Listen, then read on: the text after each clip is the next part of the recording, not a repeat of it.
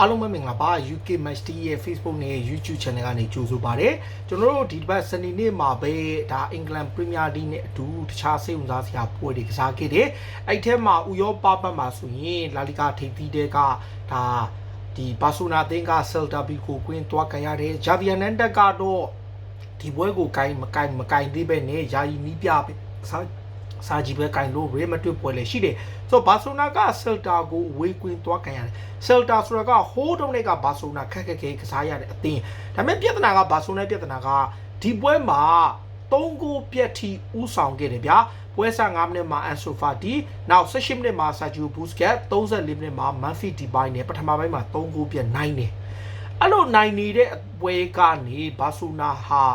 somehow managed to draw ဖြစ်သွားတယ်ဗျာလုံးဝကိုစဉ်းစားလို့မရဘူး3ဂိုးပြတ်နိုင်နေတဲ့အသင်းက3ဂိုးစီတီကြောက်အောင်ဖြစ်တယ်ဆိုတော့တော်တော်ကိုညံ့တယ်ဗျဒါဒီ52မိနစ်မှာတီယာကိုအက်စပက်ကဘာဆိုနာကိုအမြဲဒုက္ခပေးတဲ့ဒီအီယာကိုအက်စပက်ကပထမချီပါကိုနောက်84မိနစ်မှာနိုလီတိုနဲ့နောက်ဆုံး96မိနစ်မှာသူကပဲထပ်သွင်းပြီးတော့3ဂိုးစီတီကြလို့ဘာဆိုနာဟာယာယီနီးပြတစ်လက်ထက်လာလီဂါနှစ်ပွဲစလုံးကိုတီးနေပဲအဆုံးသတ်လိုက်တယ်Real Madrid ကလည်းအမှန်တိုင်းပြောရင် Rayo Vallecano ကို2ဂိုးတဂိုးနဲ့ပဲနိုင်နေ Real Madrid ကတော့ပုံမှန်အားဖြင့် La Liga မှာတော်တော်လေးချိန်နေလို့ဒီယာဒီမှာလည်းသူတို့ချန်ပီယံဖြစ်ဖို့အကောင်းဆုံးပဲဒါ Eder Militao တို့တစ်ဖက်က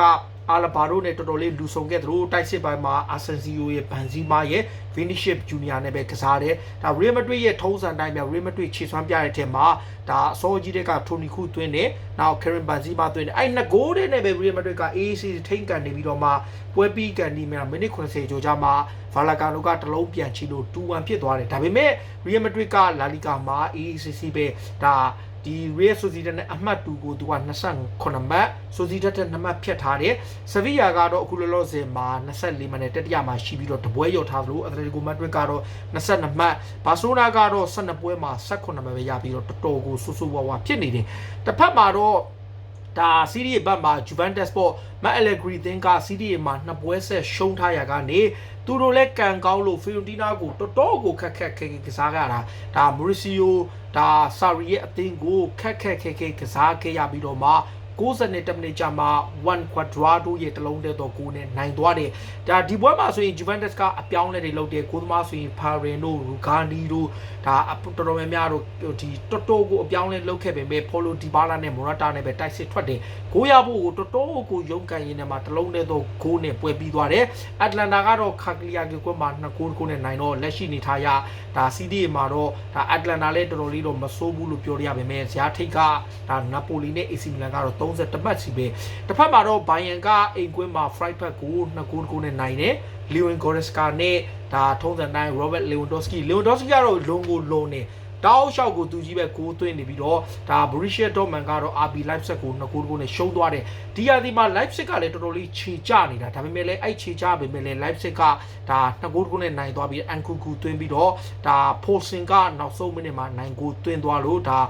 နောက်ဆုံးမိနစ်မှာမိနစ်60ကျော်မှာနိုင်သွားပြီးတော့ Dortmund က Marco Reus သွင်းတယ်တခါParis Saint-Germain ကတော့အိမ်ကွင်းအဝေးကွင်းမှာဘော်ဒိုကိုတွားခံရပြီးတော့ဒါ Mbappe 2ဂိုးနေမှာတဂိုးသွင်းတယ် PSG ကတော့ဗျာကျွန်တော်ကြည့်တာဗျာ3ဂိုးပြတ်နေလဲသူတို့နိုင်တယ်အဲ့ဒါကိုဟိုဘက်ကလိုက်ချေပြီးတော့မှ3-2ဖြစ်သွားတာ PSG ကိုဆိုရင်ကျွန်တော်ပြောပြမှာဒါဂိုးပေါင်းအောက်တာချ PSG နိုင်တယ်ဂိုးပေါင်းအောက်မို့ဂိုးပေါင်းအပေါ်တခါပြောတာဘယ်တော့ဖြစ်သူတို့လည်းတွင်းတယ်သူတို့လည်းပြန်ပေးရတယ်ဒီပွဲမှာသူတို့ရဲ့အဓိကကစားမမက်ဆီဒန်ယာကြောင့်မပါသလိုတော်တော်များများမပါခဲ့ဘူးဒါပေမဲ့ဒါ PSG ကနေမာရဲ့အမ်ဘပ်ပေရဲ့ခြေစွမ်းပြပြီးတော့ဒါသူတို့နိုင်သွားတယ်ဆိုတော့ PSG ကသူတို့လိမှာဒါဇက်တိုက်ခြေစွမ်းပြလို့ဒါထိတ်ဆုံးမှာဒုတိယနေရာက Lens ကို10မှတ်ဖြတ်ထားတယ်ဒါ73ပွဲမှာနေဒါစနေနေ့မှာကန်နေစိတ်ဝင်စားတဲ့ဥရောပပွဲတွေကိုတင်ဆက်ပေးတာပါဒါကြည့်ရှုအားပေးကြတဲ့ဘောလုံးချစ်ပြေးတဲ့အားလုံးဘလို့လေလာလီဂါမှာနီးပြသစ်ဖြစ်လာမဲ့ဂျာဗီတယောက်ဘာတွေပြင်ဆင်ရမယ်တစ်ဖက်ကရော Real Madrid ကိုလိုက်နိုင်ပါမလားဒါဒီပြင်သစ်လိမှာရော Bundesliga မှာရော Bayern နဲ့ဒီတစ်ဖက်ကဒီ Paris Saint-Germain ကိုပြိုင်ဘက်အသင်းတွေလိုက်နေပါမှာပေးတဲ့ဒီဘလိုမြင်လဲကိုယ့်ရဲ့မြင်လေးတွေကို comment မှာဝင်အောင်မှတ်ချက်ပေးကြပါအားလုံးကျေးဇူးတင်ပါတယ်ရှိတော့ဘုံအောင်ရမည်